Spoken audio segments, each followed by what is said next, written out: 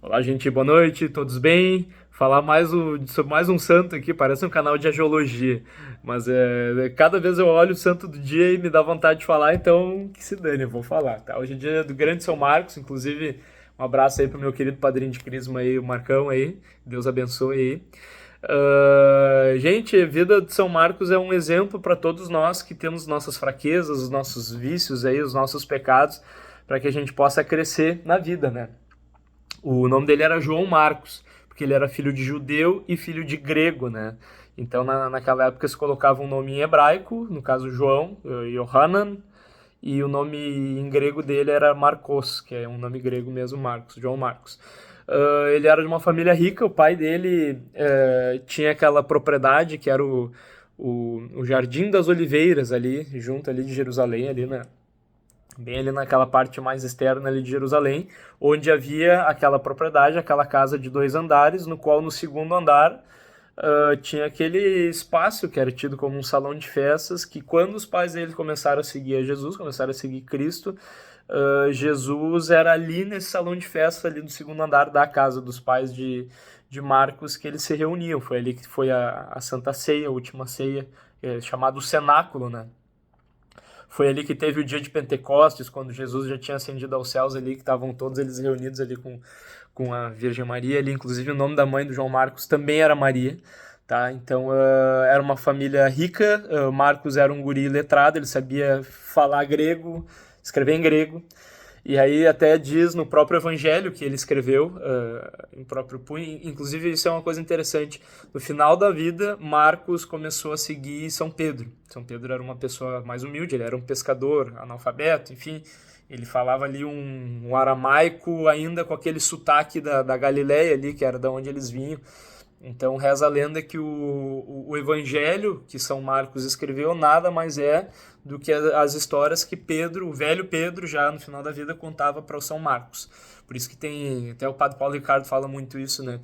Tem várias partes ali do evangelho de São Marcos que tem a expressão em aramaico das coisas que só São Pedro poderia ter visto. Os episódios que estavam só São Pedro com Cristo, ou enfim, sei lá, na ressurreição lá da filha de Jairo, que só estava São Pedro e Jesus, e conta, bem as histórias que São Pedro contava para o Marcos. Tem uma história que quando Jesus sai da Santa Ceia do cenáculo, onde era a propriedade ali da família do São Marcos. Jesus sai com os 12 apóstolos cantando do cenáculo, do salão de festa, até o Horto das Oliveiras, e Judas vai embora e vai buscar os soldados do templo que viram pegar Jesus. E quando estavam vindo os soldados do templo com Judas para prender Jesus, reza a lenda que São Marcos era um gurizinho, ele estava com um lençol, assim, e aí ele foi ver o que aconteceu, o que eram aqueles soldados que estavam chegando, e daí os soldados foram pegar o guri e o guri saiu correndo. E aí quando o soldado do tempo pega Marcos, ele consegue se desvencilhar do lençol e ele sai correndo pelado. Isso tem um simbolismo grande, inclusive eu não vou ficar falando sobre essas questões simbólicas. Marcos era um guri novo, ele cresce, ele se converte, ele quis virar sacerdote, então ele começa a seguir São Paulo.